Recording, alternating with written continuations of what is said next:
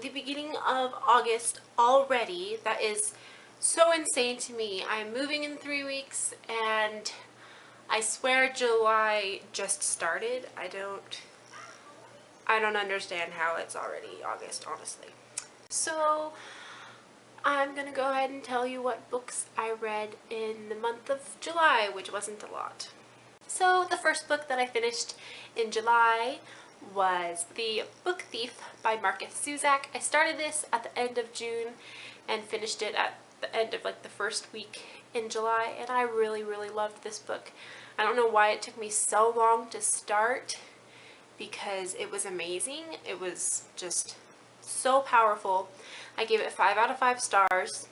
The writing style of this book is incredible. I think most people know what this book is about, but it is written from the point of view of death, and it is set during Nazi Germany. It's just so powerful. I was sobbing, absolutely sobbing, finishing this book. It was like 3 in the morning and I just had to finish it. And it wasn't the kind of crying where you're sad because someone's died or is just emotional. It's that kind of crying because the writing is so beautiful and you are absolutely, I don't know how to describe it. You know that feeling you get when you just experience something so horrible that you feel such sorrow because of what's happening? That's what happens in this book, and you can't hold back the tears, honestly. It's just so emotional, so powerful, and I can't believe it took me so long to read it. The next book I read was the third and final book in the Unbecoming of Mara Dyer series by Michelle Hodkin, The Retribution of Mara Dyer. I don't have a physical copy because I got it from the library, but I will insert a picture here or like in front of my face or something. I loved the way this book ended. I gave it 5 stars. I was worried that I was going to really dislike the way the series wrapped up because I saw a lot of people saying that they didn't like the way the series ended, but I really enjoyed it. I thought it was really well done. Not every single question was answered through the story, and it kind of left off for you to kind of decide what happened, but I liked that because it felt real. And I feel like not every single series needs to wrap up to where every single question is answered, because that's not really how life works.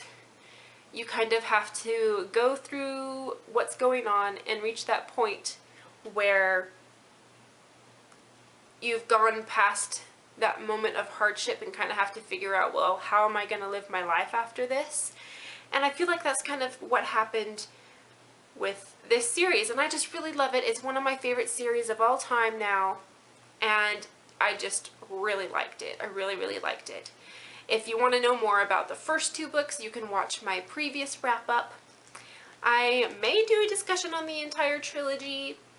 If you want that, let me know, but I really enjoyed it. The next book I read was also from the library, which I will insert here or in front of my face, was the first volume of Fruits Basket, the manga. And this was kind of a weird one. I gave it 2 stars. It was enjoyable in the way that I liked the art style, but I could not tell you the name of the characters or what was going on in the story at all, because the story was very jumbled and I had a hard time following it, because some scenes were in the past, some were in the future, some were just little snippets. The author would put it in little like random facts about himself throughout the story as little like bubbles at the bottom, which I found really strange and distracting. And I wasn't really a fan. I tried to read the second volume later on in the month and only read like the first page and decided, it's just not for me. I would rather read something else. So I only read the first volume and probably won't be continuing on with the rest of the Fruits Basket manga because it's just not really my thing. I will tell you a little bit what it's about from what I could gather. It follows this girl who has just lost her mother, and this family who are cursed with the signs of the zodiac. And whenever those boys that are cursed with the sign of the zodiac, there are some girls too, but whenever they are hugged by the opposite sex, they turn into that animal that represents that zodiac sign, which is really weird, honestly. And it just kind of follows their story, I guess. I don't really know what the plot is because it was just kind of bleh. But if you like manga, and if you're kind of into the kind of like stupid, silly, weird stuff, you might like it. But I wasn't a huge fan of it. So for the video games I've been playing this month, the first one is Shadow Hearts Covenant, which is the second game in the Shadow Hearts trilogy. Don't play the third one, it's kind of garbage. Just don't. Play the first two. This is one of my all-time favorite games. It's just so incredible. I will tell you about the first game because it'll be spoilery if I tell you about the second one. I will insert some gameplay here if I can figure out how to do that. But I absolutely love this series, you guys. It is so unique. The fighting style is just so cool. So, the first game follows Yuri and Alice. Yuri is about 19, 18 or so, maybe 20 actually. I think he is 20. And he is what is called a harmonixer. He has the ability to fuse with monsters. So when he kills a monster, he absorbs their soul and has the ability to transform into that monster. And Alice is, I don't really know how to explain her. She has this power that the bad guy, this warlock, is after to try and bring the end of the world. So in the beginning of the game, before any gameplay happens, Alice's father is killed in an attempt to kidnap her. And so she is kidnapped by this evil warlock, and Yuri comes and saves her. Just happens to be there. He happens to be drawn to her. And it follows them trying to deal with Yuri's issues with his ability, because having that much darkness in his soul from all of the monster souls he has acquired is slowly killing him.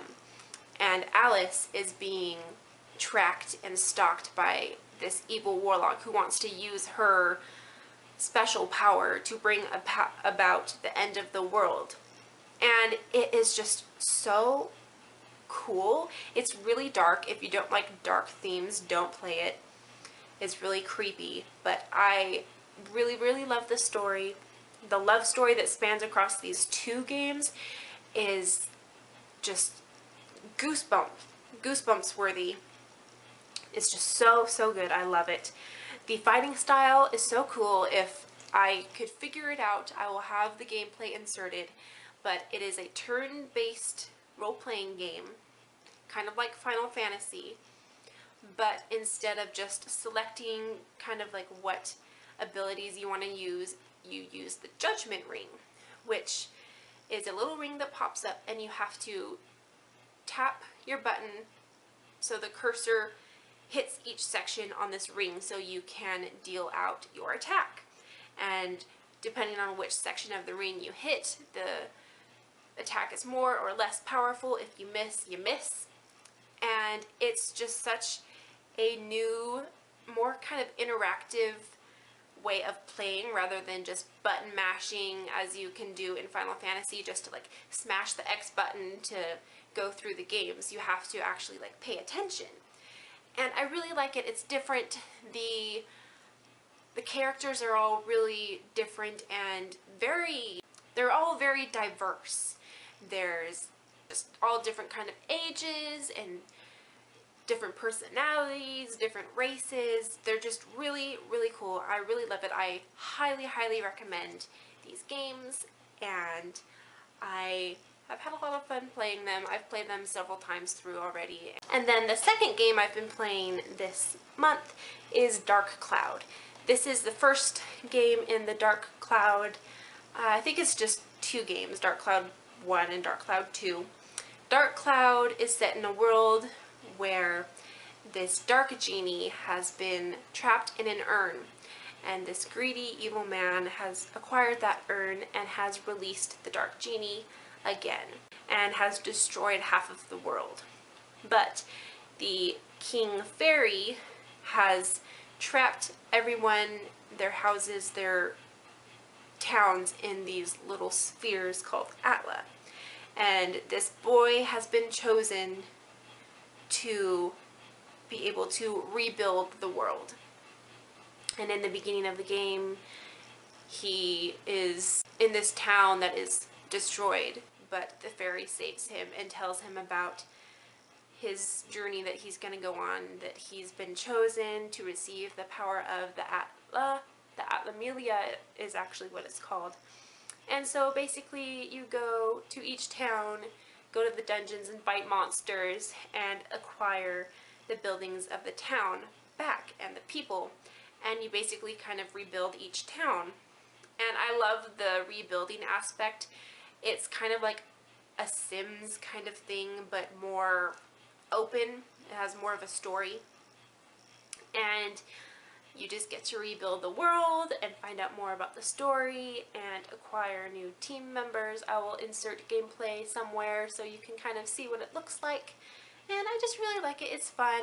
I actually prefer the second game to this one because it's a little bit more developed, and you actually get voiced over cutscenes and things like that. But it's really fun. It's actually like 15 years old now. It's crazy that 2000 is that long ago, but I really enjoy it, and I have enjoyed playing it on my days where I just don't feel like reading much.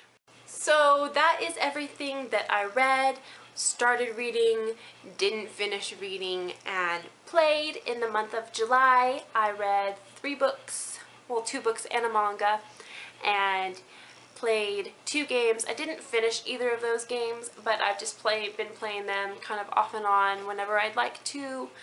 I hope you enjoyed the video. If you did, give it a thumbs up and subscribe if you're new. Give me a comment down below what your favorite video game is and if you've played any this month. Also, let me know if you've played any of these 2 games that I showed you, because they are some of my absolute favorites, and I love to replay them whenever, however many times I can, because I can get so much out of them. And I will see you in a new video very, very soon.